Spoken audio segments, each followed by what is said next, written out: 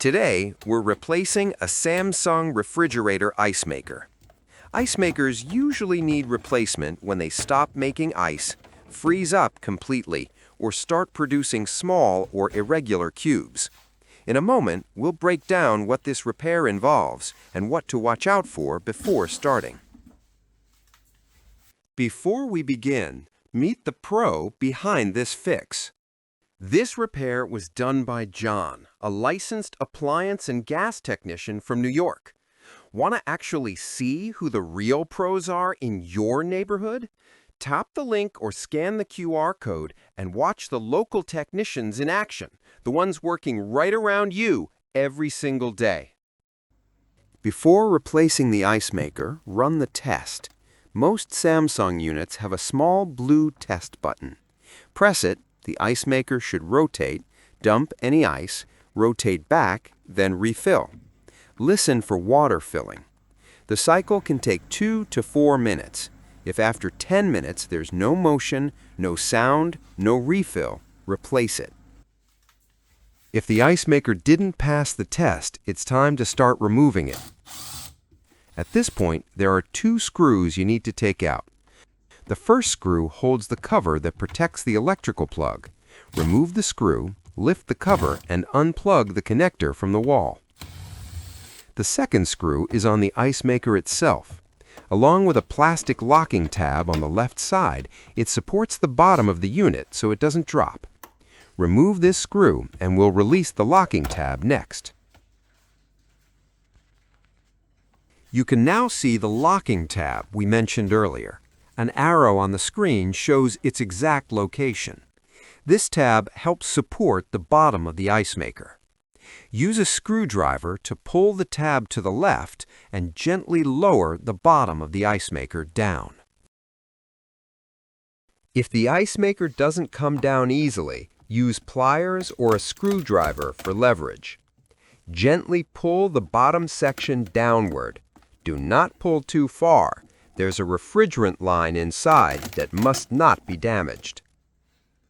Once the bottom is lowered, gently move the refrigerant line down by hand so it's out of the way.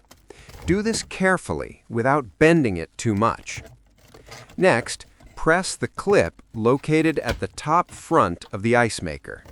This clip releases the unit, allowing the ice maker to slide forward and be removed from its position. After removing the ice maker, check the compartment where it was installed. If you see any remaining ice, it must be completely removed. Clear out all ice and frost and make sure this compartment is fully defrosted and completely ice-free before installing the new unit. Before installing the new ice maker, make sure the lower locking tab is open. Carefully slide the ice maker into position, guiding the refrigerant line through the center opening. This line must pass inside the ice maker through its designated channel. Once the line is properly positioned, lift the ice maker upward into place. Make sure it seats onto the upper rails and the front clip locks in. You should hear a click.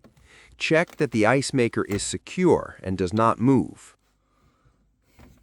Next, lift the lower ice maker panel and set it onto the locking tab on the left side. Before closing it, make sure the refrigerant line is seated correctly in its channel at the top. Once confirmed, close the lower panel and ensure it snaps securely into place. Now secure the screw on the right side. Next, connect the electrical plug on the left side. The plug head is yellow and connects to the matching yellow connector. Make sure the wire is routed properly and sits securely in place without any looseness. We're almost at the end of this repair. If this video has been helpful, feel free to like it and subscribe to the channel. The final step is to reinstall the cover that protects the wiring on the left side. Carefully position the cover, then secure it by tightening the screw that holds it in place. Finally, place the ice bin back into position. Make sure it sits correctly, then close the refrigerator door and allow the ice maker time to start operating. Thanks for watching. If this guide helped you out, make sure to subscribe for more real appliance repair videos. We've got plenty more coming. GoMaster. Pick your pro before... Hello?